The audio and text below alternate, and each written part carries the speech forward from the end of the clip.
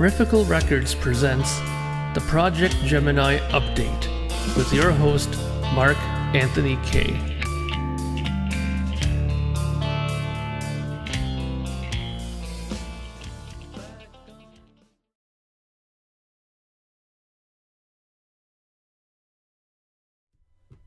Greetings, friends, and welcome to Projekt Gemineye Update number 54. As you can see, this is a little bit of a different angle this time than most of my updates, and there's a reason for that. I'm kind of filling in a request that was given a few times by a few of my subscribers who wanted to see some of the equipment that I use for my recordings. So, as you can probably see, I have the camera sort of angled on this bad boy. So today I'm going to be showing you two of the keyboards that I have used for the recording of the last couple records, and mainly for this new record that's coming up. So I'll just run through a little bit of some of the sounds that I use. This here is my workhorse keyboard. This is the one that I use probably more than 60% of the stuff that I get as far as sounds comes from this guy. And this is my Yamaha EX7. This is the keyboard that I talked about numerous times that I was inspired to buy after watching a Yes live concert, the Yes live at the House of Blues, when I saw Igor Koreshev, who was the keyboard player at the time, playing one of these. He had two of them stationed on either hand up high here somewhere, and he just got some really great sounds from it. And I went to my local music store one day and saw that they had one there used for relatively I wouldn't say cheap, but for a price that I could afford to get. So I had to grab it, and I did. And just to show you, what I usually get from this are certain kinds of sounds. I usually get pianos, organs, and some pad stuff, and a lot of string stuff too. So let me go through some of the sounds and I'll show you what I mean. So first up, I believe I have a piano sound set up. So the piano sound is basically like, a piano, like.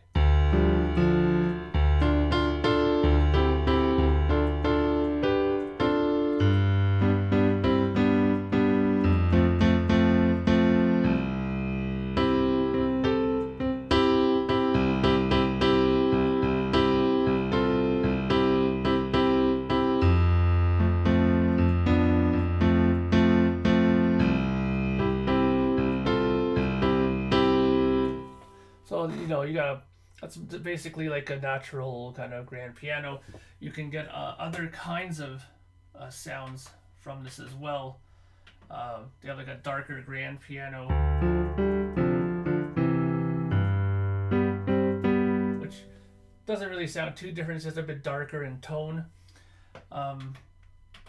Then you also have kind of like oddly affected ones.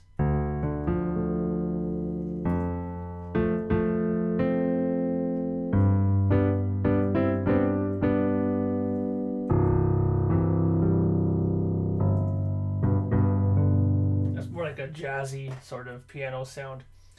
Then you can also get into those sort of 80s kind of piano sounds where they're trying to make it sound like a piano and it's nowhere near it, like this.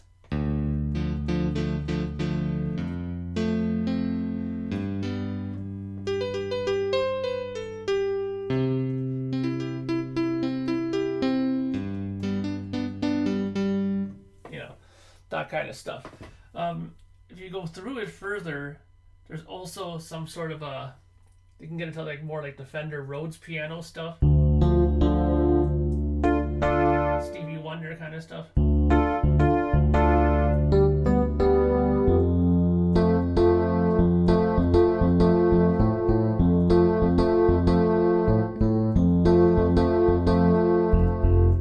Some kind of Fender-y kind of stuff. A lot of sticks kind of sounds, like early on from the early records use that kind of stuff.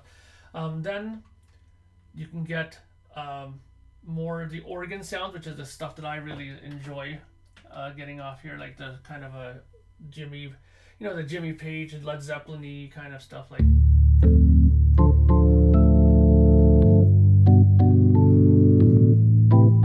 Actually, I meant to say John Paul Jones.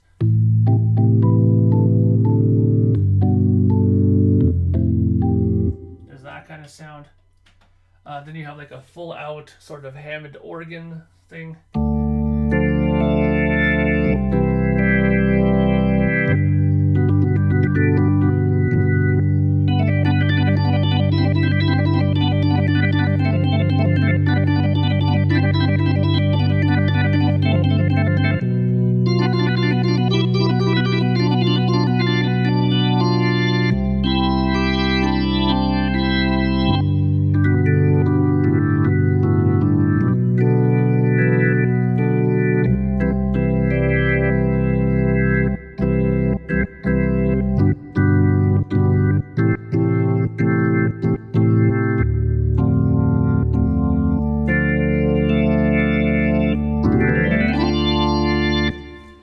That kind of a sound. You can also get subtler organ stuff.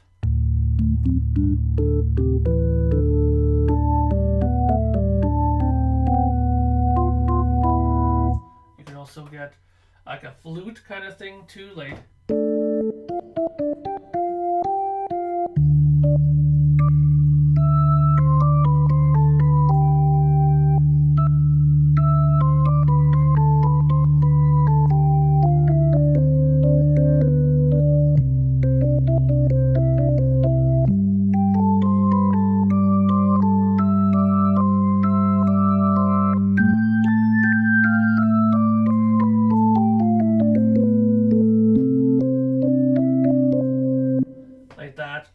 And then, there's all kinds of stuff on here that you can do. One thing that I know a lot of people were talking about too is getting more of the distorted kind of stuff. This is like an early Procol Harum kind of organ sound, like.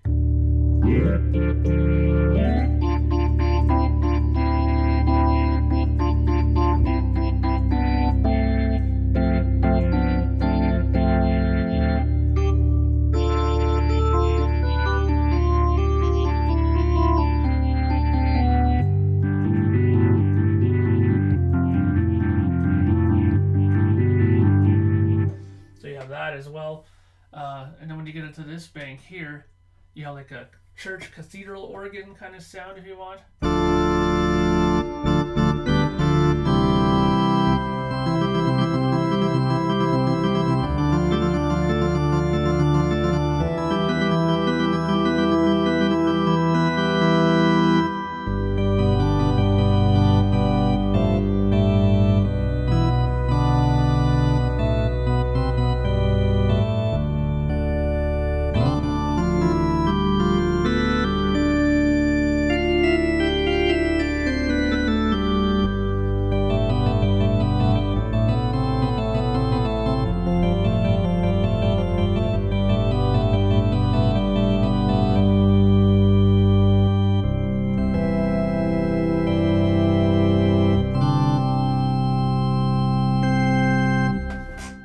That kind of idea. It always reminds you of church for some reason.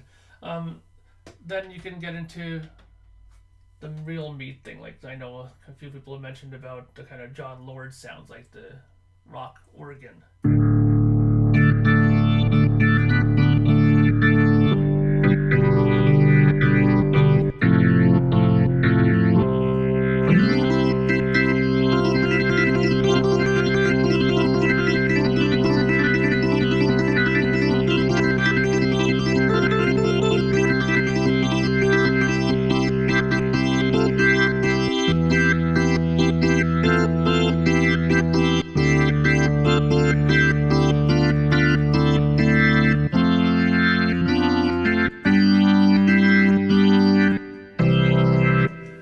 That kind of stuff too. String sounds are really good for this as well. I really use this a lot.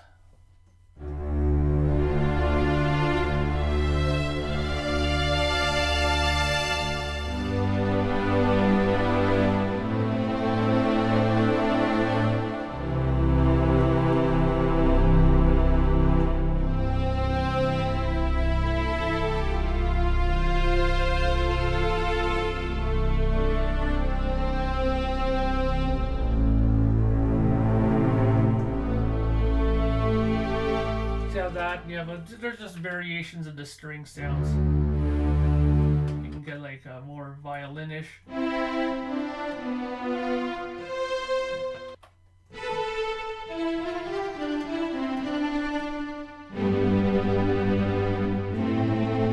That simulates more of a tremolo kind of effect. Then you have like analog kind of strings like from the 80s.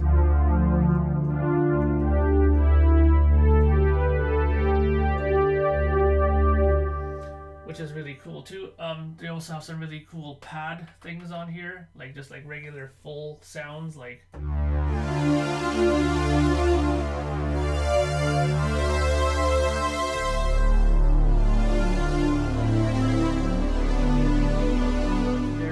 very progressive sounding, and a lot of other kind of sounds. Like I use this also sometimes for doing simulated bass pedal stuff. Like for example, I'll drop the octave down on this and use it for like simulating like what Geddy Lee would use on his feet for when he's doing those bass parts. So I drop it down a bit.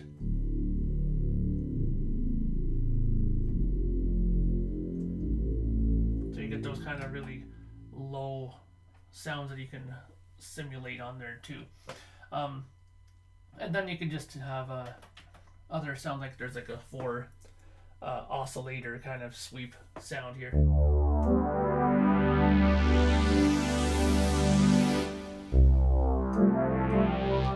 can vamp that up, and that's the kind of sounds like that they use for, like, I believe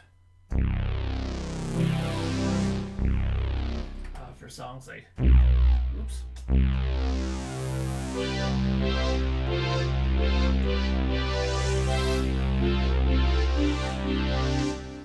So yeah, that kind of sound there as well, if you want to get it in there. The last thing that I use this for, sometimes not so much anymore because I have another keyboard that I do this with, and I'll show you that after, is I have Moog settings here as well. Let me see if I can just find that really quick. I believe it is on this setting. Yeah, so this, you can also do mini Moog sort of stuff. And you have your pitch wheel here, so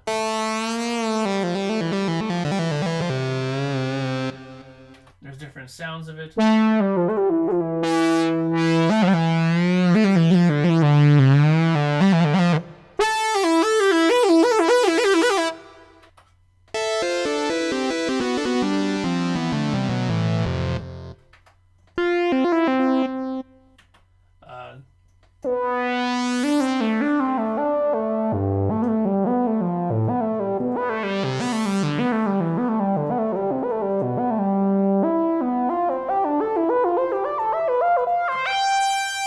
So there you go. That's really kind of very Rick Wakeman-ish kind of stuff. And yeah, so that's basically what I use that keyboard for. So let's take a quick cut here, and I'll switch keyboards and show you the other one that I use. Greetings, friends. We're back for part 2. So, as you can see, on top of my other keyboard is the other keyboard that I used for most of these sessions, which is the Roland GAIA. I believe that's how it's pronounced. Again, what inspired me to get this keyboard was watching a video online on YouTube of Chuck Downs, who's now the keyboard player for Yes. And it was with them from Drama before, and rejoined them in 2011, I believe it was, well, when Fly From Here was released. Anyway, they're doing a rig rundown of his live gear that he used for touring, and in amongst his 7 or 8 keyboards that he had there, he had this keyboard there and showed it, and I really thought it sounded very cool. So once again, my local music store, I saw one that was there for pretty cheap, under $800, which is really surprising. So I went out and bought it. What is this keyboard mainly for? This is mainly used for lead stuff, sequencing kind of things, arpeggiation stuff. I'll show you what I mean. So basically it gives you sounds like regular kind of synthesized pad sounds. So if you go like on a setting like this, oops, not that, that's like a sound effect thing. Now, if you go to something like here, you see that's more of a like a synth pad sound, right?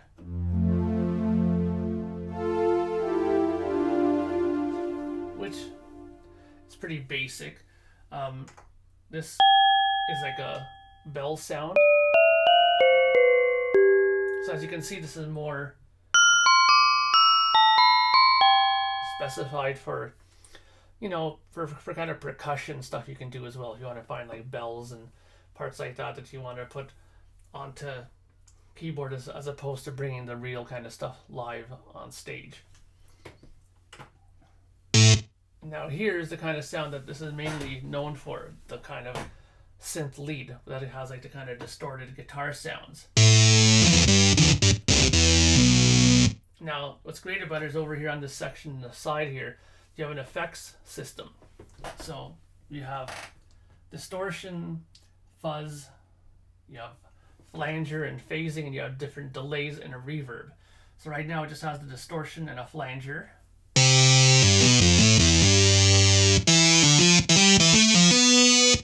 Now I can change that to a phaser.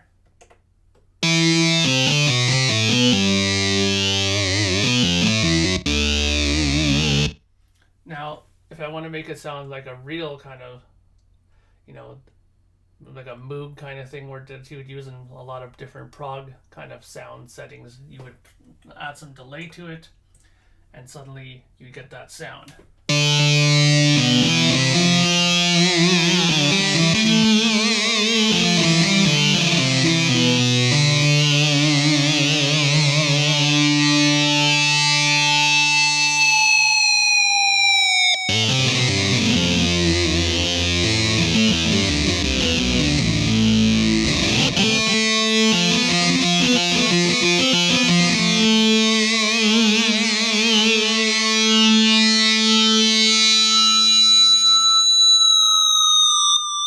You can see it kind of emulates almost a lead guitar in a sense. You can do that.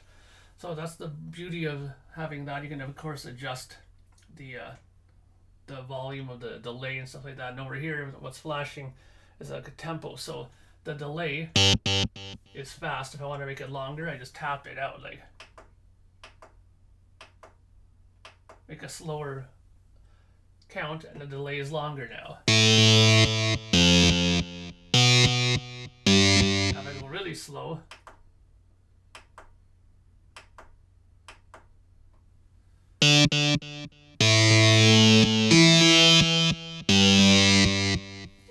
It shortens out the delay a bit, right?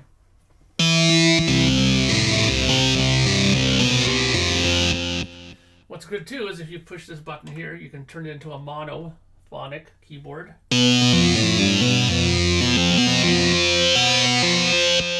Which means you can't play two notes at one time.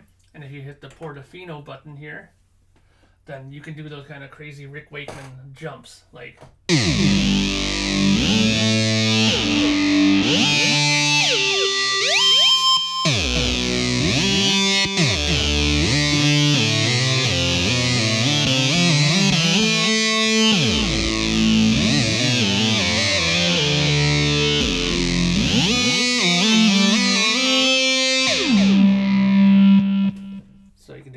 Cool stuff like that. There's many other kind of banks here. There's some sequencing stuff in here, I believe. I don't think I'm on the right bank. Let's see. Yeah, so in this bank here, there's a whole bunch of different sequencing things in here.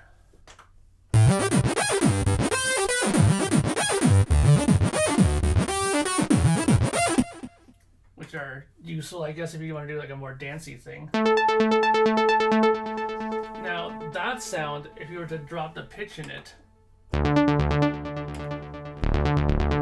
now suddenly you're hearing almost like a weapon thing from Rush, like Signals kind of thing, you know?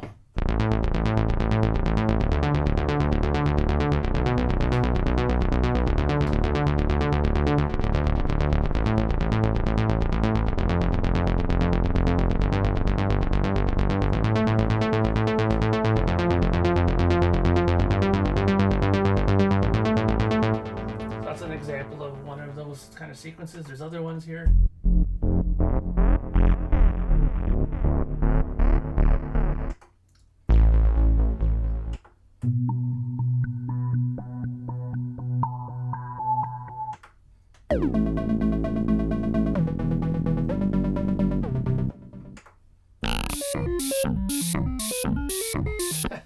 That's kind of a really kind of almost like a marching, robot parade or something like that.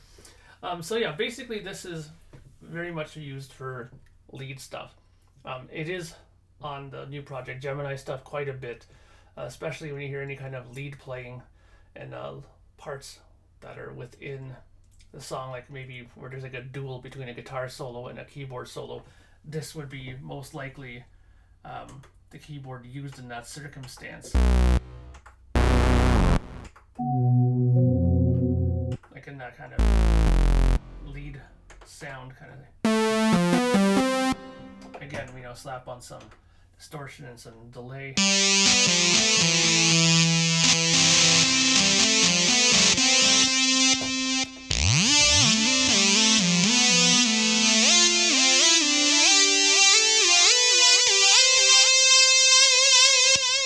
So there you go. That's basically the GAIA and what I use it for. And yeah, so that's basically my keyboard setup. Now, the reason why I did this video now is because I am done doing keyboards for this record, which means that I'm now on to lyric writing and vocals. Once that's done, all that's left is guitar solos to do, and then I'm pretty much done. Well, after I do the guitar solos, normally what I do is a little, what I like to call like a once-over, where I go through every song and make sure there's nothing missing. If I hear something missing, then I just quickly go in and do whatever needs to be added. If there's a little guitar part that comes to my mind that I want to add, I'll do it. Or if there's a keyboard part that comes to me, I'll just add it. But it's usually just little small things at that point. So pretty much almost done tracking. So it's getting pretty exciting now, getting to that point where the songs are really starting to come together. So I wanted to show this now because I'm going to be putting a lot of this stuff away now, getting ready to do the vocals. But I will be doing videos on the bass guitars I used and the sounds and how I got them and the guitars and stuff like that. So there will be other videos like this. So I hope you enjoyed this one, and it cleared up a little bit of the questions about what kind of sounds I used and what keyboards I used to do this stuff.